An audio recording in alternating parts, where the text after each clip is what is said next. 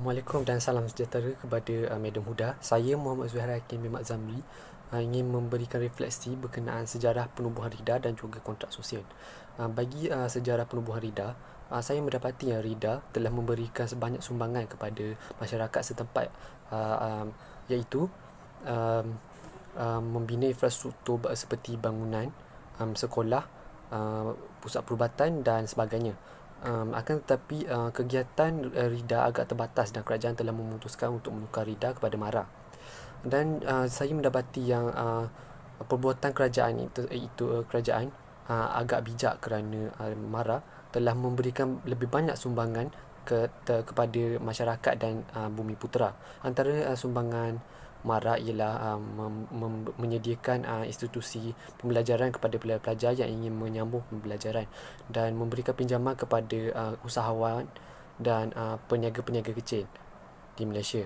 Dan penubuhan kontrak sosial pula, saya mendapati yang kontrak sosial telah memberikan impak yang besar kepada perpaduan di antara kaum di Malaysia, kerana isi kandungan kontrak sosial yang memberikan kesamarataan kepada pelbagai kaum di Malaysia, dan saya berharap yang perpaduan di antara kaum dapat dikekalkan sehingga di masa hadapan. Itu sekian saja daripada saya. Assalamualaikum, terima kasih. Assalamualaikum warahmatullahi taala wabarakatuh. Nama saya Nur Adlina Medi Yusdi. Saya dari Seksyen 8. Apa yang saya faham tentang sejarah penubuhan RIDA dan kontrak sosial. RIDA ialah nama lama bagi MARA.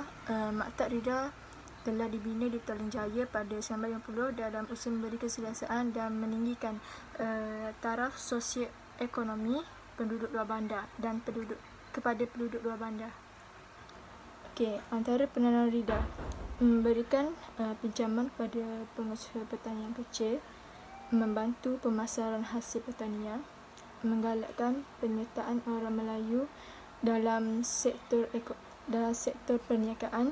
Yang terakhir ialah membangunkan dan memajukan masyarakat luar bandar melalui pembangunan ekonomi, sosial dan infrastruktur. Kontrak sosial. Kontrak sosial dalam konteks politik Malaysia difahamkan sebagai pendalaman mengenai perlembagaan negara tersebut, di mana dikatakan adanya satu persetujuan di kalangan pemimpin atau kumpulan elit tertentu.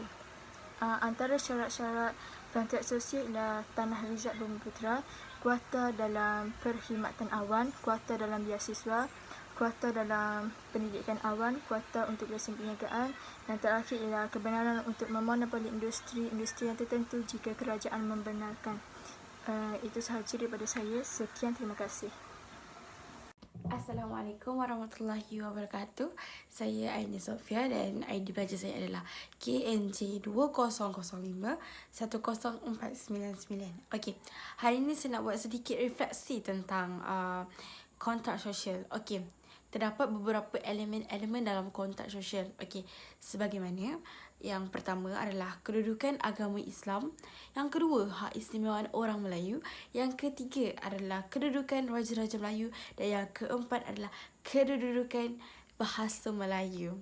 Okey, tujuan kontrak sosial. Kenapa? Okey, tujuan dia adalah menyelesaikan perbezaan kelompok diri atau masing-masing, memastikan kepentingan majoriti dan minoriti diambil kira tanpa menjejaskan hak dan kepentingan masing-masing, dan yang terakhir adalah memastikan persetujuan yang dicapai kekal dan diwarisi turun-temurun.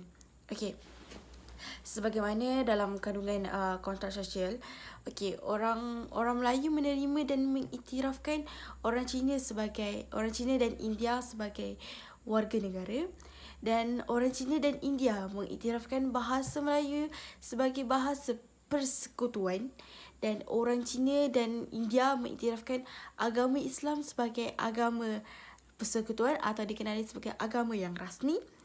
Dan keempat, orang Cina dan India mengiktirafkan kedaulatan Raja-Raja Melayu, dan yang terakhir adalah orang Cina dan India mengiktirafkan hak keistimewaan orang Melayu.